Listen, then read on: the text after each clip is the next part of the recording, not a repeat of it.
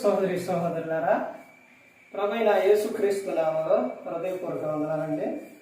ముందుగా ఇంత మంచి సమయాన్ని ఇచ్చిన తండ్రి దేవునికి ప్రభువైన క్రీస్తు ద్వారా కృతజ్ఞతాస్తుతులు చెల్లిస్తున్నారండి. అందరూ బాగున్నారండి. వాక్యం చదువుకొని ప్రార్థన చేసుకున్న తర్వాత పాఠంలోనికి వెళదామండి. యోహాను గారు రాసిన సువార్త 15వ అధ్యాయం. యోహాను గారు రాసిన సువార్త 15వ అధ్యాయం 7వ వచనం చూస్తే, నా యందు మీరును మీ యందు నా మాటలు నిలిచి ఉన్న ఎడల మీకేది ఇష్టమో అడిగితే అది మీకు అనుగ్రహింపబడదు. మీరు బహుగా ఫలించడం వలన నా తండ్రి మహిమపరచబడును. ఇందువలన మీరు నా శిష్యులగుదురు. ప్రార్థన చేసు. పరలోకమందున్న మా తండ్రి, పరిశుద్ర ప్రేమ గల తండ్రి, గొప్ప తండ్రి, యెహోవా తండ్రి, అయా మీ ప్రియకుమారుడు యేసుక్రీస్తు ప్రభువారి ద్వారా కృతజ్ఞతాస్తుతులు చెల్లిస్తున్నాము నాయన. అయ్యా ఈ కూడికంతట్లో మీరే నడిపించండి నాయన.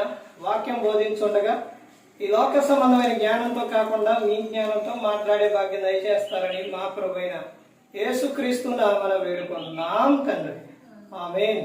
ప్రభువైన యేసుక్రీస్తు నామములో హృదయపూర్వక వందనాలండి. దేవుని కుమారుడు యేసుక్రీస్తు ప్రభువారి లోకానికి వచ్చిన తర్వాత పరలోక రాజ్యం సమీపిస్తుంది కనుక మారు మనసు పొందమని ప్రకటింప మొదలు పెట్టారు. అంశం పాఠం పేరు ఏంటంటే, క్రీస్తు ఉన్నారు భయపడకము. క్రీస్తు ఉన్నారు భయపడకము. ఆయన చెప్తున్న విషయం ఏంటంటే, ఇదిగో నా యందు మీరును మీ యందు నా మాటలు నిలిచి ఉన్నాడలా మీకేది ఇష్టమో అడుగుడి నేను ఇస్తాను అని చెబుతాను. మీరు బహుగా ఫలించటం వలన నా తండ్రి మహిమపరచబడును. మీరు నా శిష్యులగుదురు అని చెబుతాను. నువ్వు ఏ విషయాల్లో కూడా భయపడొద్దు అని చెబుతున్నా. ఆయన మనం సంతోషంగా ఉంటే ఆనందించే ఆయన, మనం బాధపడుతూ ఉంటే ఆయన సంతోషించే ఆయన కాదు. మనం ఎటువంటి స్థితిలో ఆయన యందు మనం ఉండి ఎటువంటి స్థితిలో ఉన్నప్పుడు కూడా మన పరిస్థితి ఆయన అర్థం చేసుకుని ఆయనకు తెలుసు ప్రతి ఒక్కటి కూడా. మనం ఆయనకు చెప్పినప్పుడు ఆయన ఏం చేస్తారనంటే మనకు అండగా తోడుగా ఉంటారు. మనం దేవునికి చెప్పే ప్రతి ఒక్కటి కూడా తన కుమారుని ద్వారా యేసుక్రీస్తు ప్రభువారి ద్వారా మన ప్రతి అవసరం కూడా ఆయన తీరుస్తారు. అయితే నువ్వు చేయవలసిన విషయం ఏంటంటే, నువ్వు చేస్తున్నావు ప్రభువునందు మీ ప్రయాస వ్యర్థం కాదు. అయితే చేయవలసిన విషయం ఏంటంటే, మీరు ఎప్పటికీ కూడా కదలని వారును స్థిరులుగా ప్రభువునందు ఎప్పటికీ ఆసక్తులై ఉండాలి.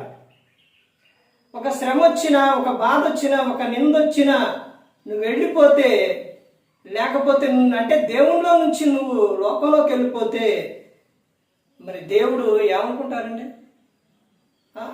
ఒకసారి ఆలోచించండి. నిన్ను పోషిస్తున్న ఆయన, కాపాడుతున్న ఆయన, నీ అవసరం తీరుస్తున్న ఆయన, ఒక చిన్న సమస్య రాగానే నువ్వు దేవునికి చెప్పకుండా నువ్వు ఏదైనా నీ సొంత నిర్ణయం తీసుకుంటే ఎలా ఉంటుందండి? ఇదిగో నేను ఉన్నాను కదా, నువ్వెందుకు భయపడుతూ, నువ్వెందుకు అధైర్యపడుతూ, నువ్వు ధైర్యంగా ఉండు, నేను నీకున్నాను. ఇదిగో నా కుమారుని ద్వారా నీ ప్రతి అవసరం నేను తీరుస్తాను. ఇదిగో నేను నా కుమారుణ్ణి లోకానికి పంపించింది ఎందుకు? అందరిలో కూడా ప్రతి ఒక్కరూ కూడా మారుమనసు పొందాలని, ప్రతి ఒక్కరూ కూడా రక్షణ పొందాలి అని, మీరు ఎల్లప్పుడూ ఫలించి అభివృద్ధి చెందాలని ఇదిగో నా కుమారుని పంపించాను. ఆ కుమారుని యందు ఉన్నవారికి ఏ శిక్షా విధి కూడా లేదు. రోమీలో 8వ అధ్యాయం 1వ వచనం. క్రీస్తు యేసు నందు ఉన్న వారికి ఏ శిక్షా విధి కూడా లేదు. యేసు క్రీస్తు ప్రభువారు మన ప్రతి అవసరం ఆయన తీరుస్తారు. ప్రతి అవసరం కూడా ఆయన తీరుస్తారు. లోక సంబంధమైన అవసరాలు కాదండి. నీకు ఏదైతే అవసరమో అదే ఆయన ఏం చేస్తారు? ఇస్తారు. ఆయన ఉన్నారు. నువ్వు భయపడాల్సిన పని లేదు. ఇదిగో ఏమైపోతుందో, లేకపోతే నా కుటుంబం ఏంటో, నా పరిస్థితి ఏంటో, ఇవన్నీ దేవునికి చెప్పు. దేవునికి చెబితే ఆయనే చూసుకుంటారు. నీ భారం ఎవరి మీద మోపాలి? దేవుని మీద, యెహోవా మీద మోపు. ఆయనే నిన్ను ఆదుకొనును. కష్టకాలం ముందు ఆయన నిన్ను ఏం చేస్తారో తెలుసా? ఆదుకుంటాడు. అండగా తోడుగా ఉంటాడు. నిన్ను విడిచిపెట్టరు. నన్ను విడిచిపెట్టడానికి మనల్ని లోకానికి ఆయన పంపించరా? తన కుమారుణ్ణే ఆయన వదులుకున్నారు కానీ మనలను విడిచిపెట్టలేదు. యేసుక్రీస్తు ప్రభువారు శిలువ మీద ఏమని చెప్తారండి? తండ్రి, నా చేతిని విడిచావా అని ఆయన అడుగుతారనమాట. అంటే ఎవరి కోసం చేయి వదిలారు? మన కోసం చేయి వదిలారు.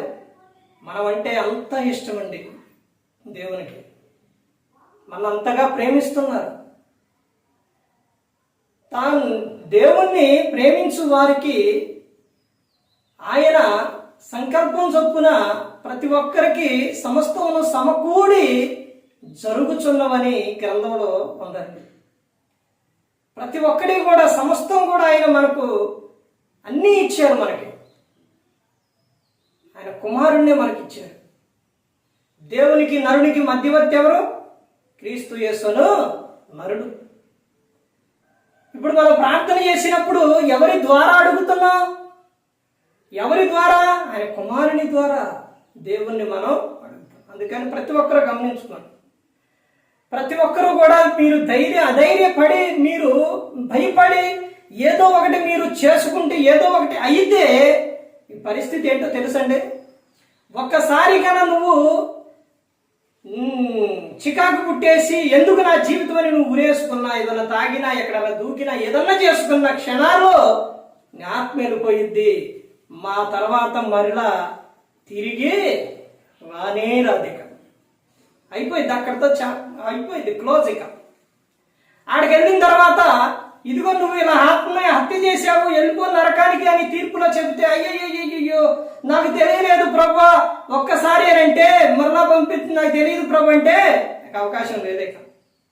ధనవంతుడు లాజరు సందర్భాల్లో ధనవంతుడు పాతాళంలో అగ్నిలో కాడుతూ యాతన పడుతూ, అయ్యా నాకు 5 సహోదరులు ఉన్నారు, వాళ్ళు కూడా ఇక్కడికే వస్తారు, అయ్యా ఒక్కసారి నన్ను అక్కడ పంపించు, ఒరే నాయన అక్కడ అగ్ని ఉంది, భయంకరంగా ఉంది, మారుని నాయన నేను చెబుతానంటే వెళ్ళటం కుదరదు. మరి లాజర్ని ఏమని చెప్పి పిలిచిండు? తండ్రి అబ్రహాము, ఒక్కసారి లాజర్ నా యొద్దకు పంపించు, తన వేరు ముంచి నా నోటిలో అయితే నా నాలుక చల్లారిద్దంటే, అయ్యా ఎక్కడ వారు అక్కడికే, అక్కడ వారు ఇక్కడికే రాజాలకు ఉన్నట్లు మధ్యలో అగాధం ఉంది, పెద్ద అగాధం ఉందని. ఒక్కసారి నువ్వు ఈ లోకాన్ని విడిస్తే మరలా ఈ లోకానికి రావిక. మరలా వచ్చేది ఏంటంటే తీర్పు రోజే. ఇక అప్పుడు ఆత్మ వచ్చి ఈ దేహంలో ఆత్మ వచ్చి ఇక అక్కడికి వెళ్ళిన తర్వాత ఇక తీర్పు జరిగింది. అంతేలే కానీ ఒక్కసారి లోకాన్ని విడిస్తే మరలా తిరిగి లోకానికి రానే రావిక.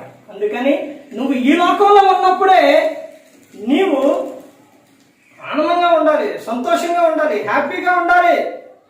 నువ్వు ప్రభువునందు ఆనందించాలి. ఎల్లప్పుడూ కూడా ప్రభువునందు ఆనందించుడి. మరలా చెప్పదు, నువ్వు ప్రభువునందు ఆనందించుడి అని చెప్తున్నాను. నువ్వు దుఃఖపడుతూ, బాధపడుతూ, చింతపడుతూ ఉండడానికి కాదు దేవుడు ఈ లోకంలో నేను పంపించింది. నీకు శోధన వచ్చిన ఆ శోధనలో ఆయన నీకు సహాయం చేస్తారు, అండగా తోడుగా ఉంటారు. నేను ఎప్పుడు కూడా ఆయన విడిచిపెట్టరు. నువ్వు ఎటువంటి విషయాల్లో తొందరపడి చాలా ప్రమాదం అండి. తొందరపడి ఏ నిర్ణయాలు కూడా తీసుకోకూడదు. నీ ఏదైనా కానీ ప్రతి ఒక్కటి దేవుడికి చెప్పుకొని అలా ఉంటే దేవుడే నీకు సహాయం చేస్తారు. అందుకని ప్రతి ఒక్కరు గమనించుకుని. ఈ సందర్భంలో చాలా ఉపమానాలు చెప్పాను ఇదివరకు మీకు. ఒక పిల్లవాడు వరదలో కొట్టుకుపోతా దేవునికి ప్రార్థన చేస్తే దేవుడు ఏం చేసిండు? హెలికాప్టర్ పంపించిండు. కాదు దేవుడే రావాలి అని అంటే ఆ హెలికాప్టర్ వెళ్ళిపోయింది. మరలా ప్రార్థన చేస్తే వాడు వెళ్ళింది. రానా ఆయన సహాయం చేస్తానంటే అప్పుడు రాలేదు. తర్వాత అక్కడికి వెళ్ళిన తర్వాత వరదలో కొట్టుకుపోయిన అక్కడికి వెళ్ళిన తర్వాత ప్రభువా నాకు ఎందుకు సహాయం చేయలేదంటే, నాయన నువ్వు ప్రార్థన చేసినప్పుడు మొదటికి ఎవరు వచ్చారు? హెలికాప్టర్ వచ్చింది. రెండోసారి పడవ వచ్చింది. నేనే రావాలి, నన్నే చూడాలి, నేనే సహాయం చేయాలంటే నువ్వు ఇప్పుడు చూస్తావు కానీ అక్కడ ఉన్నప్పుడు చూడలేదు. నువ్వు అలా ఉండి నువ్వు ప్రార్థన చేసావు, నేను నీకు అన్నీ పంపించాను, కానీ నువ్వే నమ్మలా. దేవుడు నీ అవసరం తీరుస్తారు. నువ్వు నమ్ము, నువ్వు విశ్వసించు, విశ్వాసం కలిగి ఉండు. దీన్ని ప్రతి ఒక్కరు గమనించుకోరు. ఏ ఒక్కరు కూడా నశించి నరకానికి వెళ్ళిపోకూడదని యేసు క్రీస్తు ప్రభువు ఈ లోకానికి వచ్చి మనందరి కోసం శిలువలో తన ప్రాణాన్ని పెట్టి ఉన్నారు. మరి ఈ విధంగా నిలబెట్టి మాట్లాడించిన తండ్రి దేవునికి కృతజ్ఞతాస్తుతులు చెల్లిస్తూ ఇంతవరకు శ్రద్ధగా ఉన్న మీకు ప్రభు పేట నా హృదయపూర్వకంగా చెల్లిస్తూ ఈ మాటలు ముగిస్తాను. అందరికీ వందనాలు.